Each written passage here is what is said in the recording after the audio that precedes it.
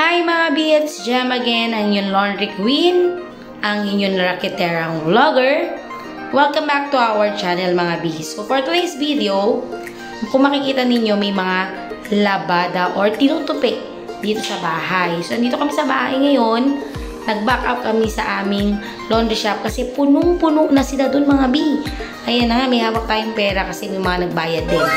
Ito kasi is received na dito sa subdivision. So, pag dito na sa loob ng subdivision siya nire-receive or mga customers natin dito na sa loob ng subdivision at sa katabing phase ng subdivision 8, dito na namin din siya ginagawa. Para naman matulungan na rin natin ang ating mga ka-team JLEX dun sa kabilang shop. Sa mga bago pa lang sa channel namin, nung nag-start po kami dito sa Cavite, ang unang pinagit kasi namin is yung condo dito sa Imus. Yung condo na yon is may 22 buildings at nandun ang receiving station namin noon. So ngayon, dahil nga malakas na rin at meron na tayong hire na mga machine sa awa ng Diyos, talaga naman. Alam niyo naman kung saan tayo nag-start, sa mga simpleng makina lang. Ayun na, meron na tayong shop talaga dito sa barangay. At sa awa ng Diyos, hindi lang yung mga condo na yun yung hawak natin ngayon, kung hindi yung buong barangay na. At eto na nga, konting kaalaman din para sa inyo, para dagdag kita na rin. Magdagdag kayo ng mga free pick up and delivery. So, yun. And, syempre, maglagay na rin kayo ng tarpaulin sa mga guardhouse, tapos sa labas ng pintuan ng bahay ninyo, or gate ninyo. Kasi pandagdag din, receive naman yung mga nandyan. Imagine mo kung makakuha ka ng 5 hanggang 10 dyan sa loob ng subdivision ninyo, is malaking tulong na, 'di ba? So, yun.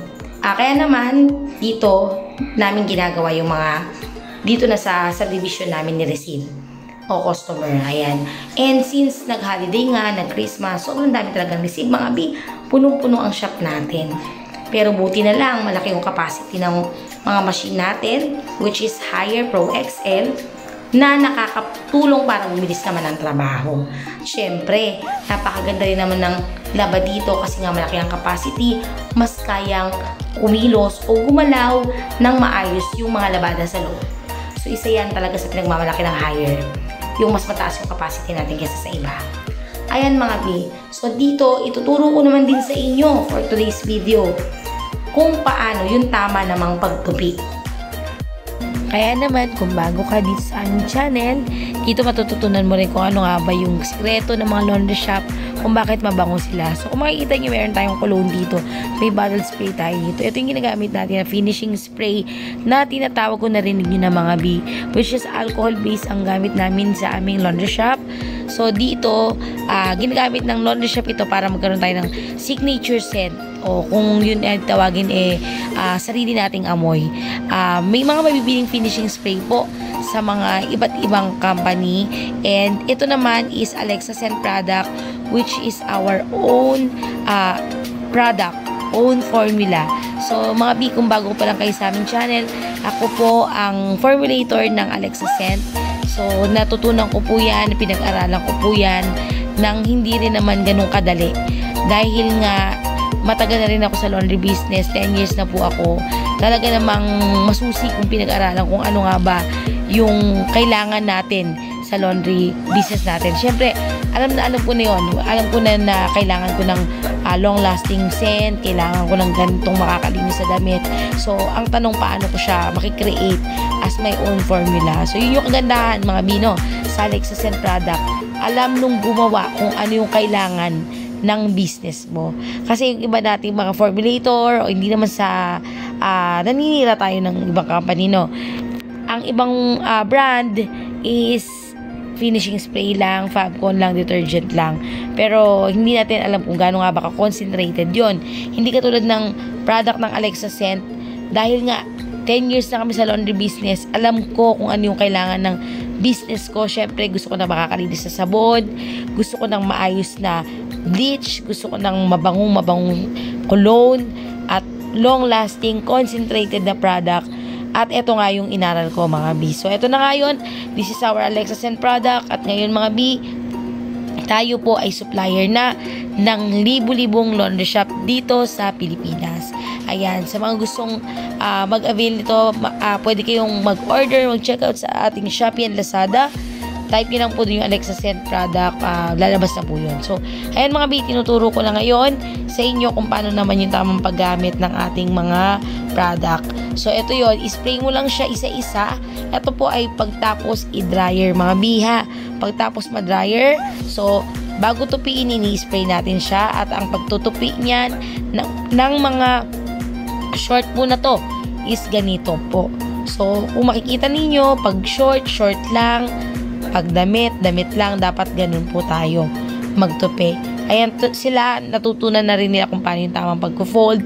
Sa fold natin, again, ulitin ko, dapat hindi rin tayo nagpo-fold or nagpapack ng mga damit na basa-basa pa. Para maiwasan natin mga B, yung pangangamoy kulob o yung pamamaho. So, make sure na pag nag-dryer ka, 100% siya na tuyong-tuyo.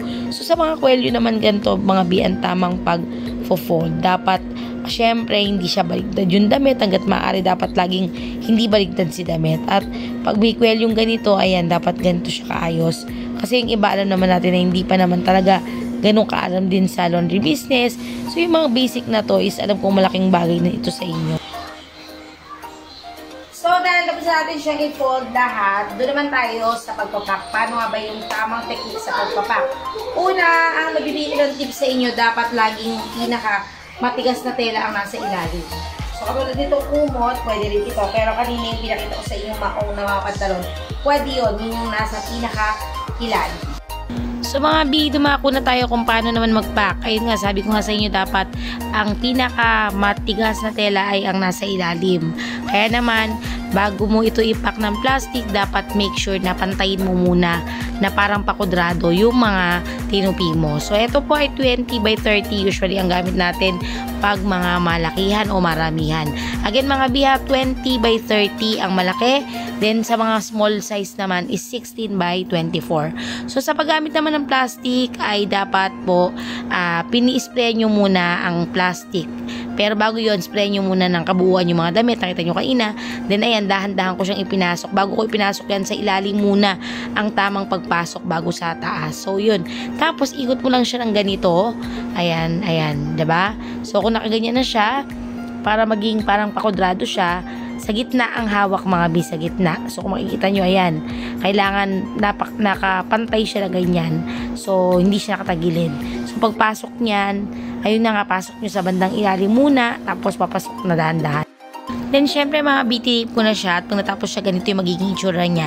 Make sure lang na dapat nakapakudrado po siya. At mga B, sa lahat naman ng interesado sa aking produkto po, no? Dito sa Alexa Scent product, masaya po akong binabahagi sa inyo na meron po tayo mga dealer po sa mga area ng mga probinsya. So, ito po mga produktong ito ay di-deliver po ngayon sa aming dealer dyan sa Isabela, Santiago. So, sa mga malapit po sa Isabela, pwede po kayong kumontak sa amin para mabigay po namin ang contact number po ng ating dealer dyan para mas malapit po na lang ang kukuhanan natin, no, ng ating mga Alexa Scent product. And mga B, we are so happy to announce na malapit na po tayong magkaroon ng ating second branch.